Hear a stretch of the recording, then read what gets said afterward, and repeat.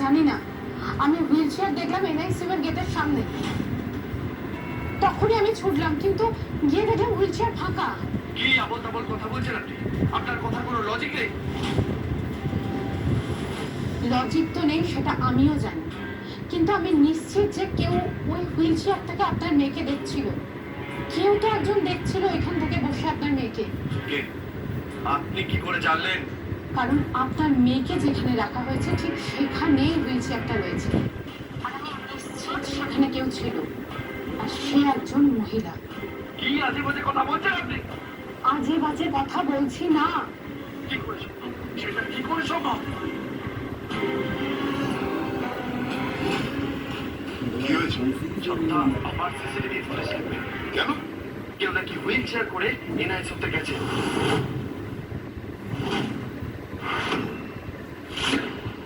Dead বডিটা কোথায়?